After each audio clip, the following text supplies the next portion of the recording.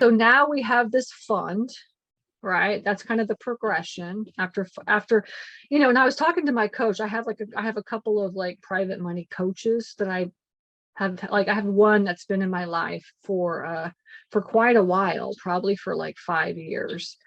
We were talking one day and he was like, Stacy, you're about ready to do a fund. I really think that you should consider a fund. And I was like, really? He's like, yeah, you're at that point now. And I was like, oh, wow. Okay, good.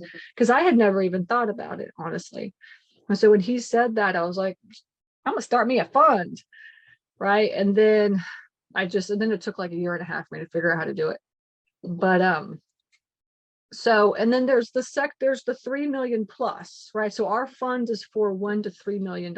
Essentially, our PPM just says like $1 to $3 million anywhere in Georgia or Florida. That's what our mismanaged facilities, and kind of what our PPM says. So, and then there's the 3 million plus people, right? There's the people in the industry that think that the only thing that you should ever buy is like 30, 40, 50, 60,000. And I get that.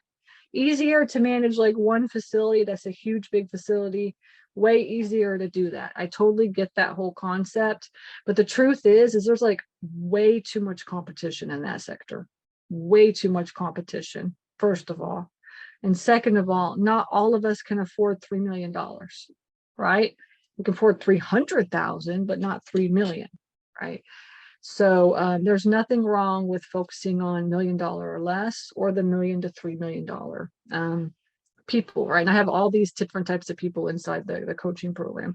So yeah, so the way that we found this facility, and I see some questions already, and I'll get to those just a second, but the way that I found this facility we're going to go over is actually, I didn't find it. One of my VAs found it, but actually I drove past this facility like so many times and tried to call this facility so many times in the last like 5 years. Well, actually, I would say like it's probably like not 5 years, probably 3 years. Like in a 3-year period, I drove past, I called, even had my acquisitions person call, and like the person either never answered the phone or it was like just said, no, I don't want to sell or whatever. Okay. And so then Nick, who's one of my my virtual assistant acquisitions like specialists, he called and the owner said, yeah, I'm ready to sell now. I was like, so it took like years. And I was like, man, I called that guy so many times in the past couple of years. So it took years for him to want to sell. And that's why I say it's all about timing. People are always going to want to buy facilities and sell facilities. So when you think of like, oh, there's not enough out there for anyone, the truth is that it's all about really timing. Just like anything else in the market, it's really just timing.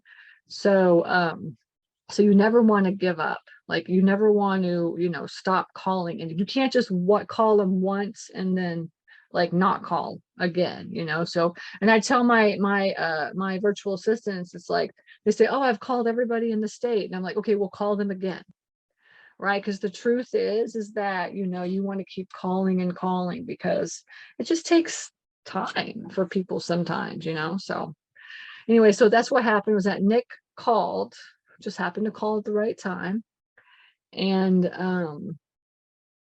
and said, and talked to the owner. His name is Ray. Very nice guy. In fact, I need to send him a card. And actually he still comes to the facility. Just comes in, like says hi and stuff, whatever. Like whenever he sees Pete there, because he lives, guess what? He lives right around the corner. He lives right around the corner. And the owner is having health issues. That's the issue, is that he's not healthy. And so he's just having a hard time managing the thing. And so, but then whenever he sees Pete there, he always just like drives on over and says hi and like talks and stuff, and talks to him and stuff. And so we still love that, and he says, every once in a while somebody will call and call the wrong number or whatever. And because his phone number, it's so funny, his phone number is like 1 digit off of like the phone number for the facility. And we actually ported the number from the facility over. So Pete took over that phone number. And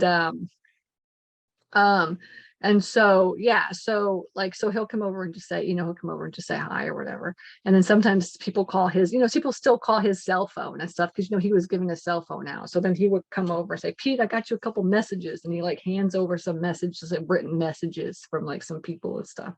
It's so funny.